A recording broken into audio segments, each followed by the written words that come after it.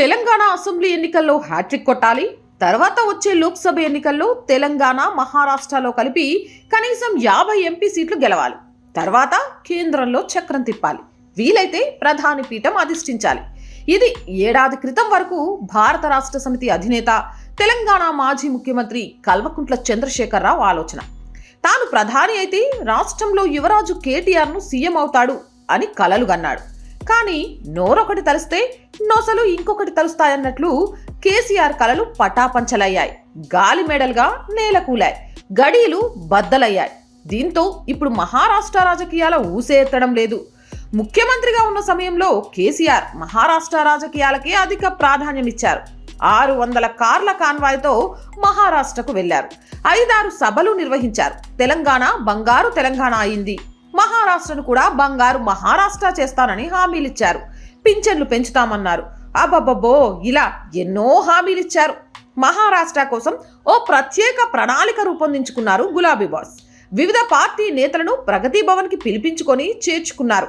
ఇక పార్టీ కార్యకలాపాల కోసం మహారాష్ట్ర ఇన్ఛార్జిగా తన బంధువును కూడా నియమించారు. వివిధ ప్రాంతాలలో పార్టీ కార్యాలయాలు ప్రారంభించారు.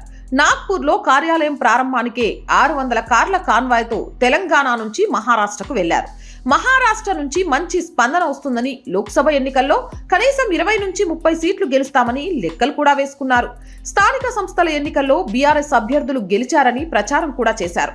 అధికారంలో ఉన్నప్పుడు దూకుడు ప్రదర్శించిన కేసీఆర్ ఇప్పుడు పూర్తిగా సైలెంట్ అయ్యారు. తెలంగాణనే ఇంత అభివృద్ధి చేశామని అక్కడ ఊదరగొట్టి ఇప్పుడు సొంత రాష్ట్రంలోనే పార్టీ ఓడిపోవడంతో తల ఎత్తుకోలేని పరిస్థితి. మహారాష్ట్ర వాసులకు ఏం చెప్పాలో అర్థం కాని సంకట స్థితిలో కేసీఆర్ ఉన్నారు. మరోవైపు చేరికలు ఆగిపోయాయి. తెలంగాణ వాసులకు తెరుచుకోని ప్రగతి భవన్ గేట్లు నాడు ఇతర రాష్ట్రాల వారికి తెరుచుకున్నాయి.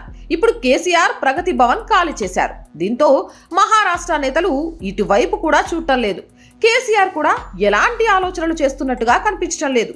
పరిస్థితి చూస్తుంటే త్వరలోనే లోక్సభ ఎన్నికల షెడ్యూల్ వచ్చే అవకాశం కనిపిస్తోంది. ఫిబ్రవరి మొదటి వారంలో షెడ్యూల్ విడుదలవుతుందని బీజేపీ నేతలే చెప్తున్నారు. జాతీయ పార్టీలు కాంగ్రెస్, బీజేపీ ఎన్నికలకు సమాయత్తమవుతున్నాయి. తమది కూడా జాతీయ పార్టీ అని ప్రకటించిన కేసీఆర్ మాత్రం మహారాష్ట్రలో పోటీపై ఎలాంటి నిర్ణయం తీసుకోలేదు. ఇప్పుడున్న పరిస్థితి చూస్తుంటే కేసీఆర్ మహారాష్ట్రపై చేతులెత్తేశాడు అన్న అభిప్రాయం వ్యక్తమవుతుంది. ఒకవేళ పోటీ చేసినా ఓడిపోతే పార్టీకి మరింత నష్టం జరుగుతుందని భావిస్తున్నట్లు తెలుస్తోంది.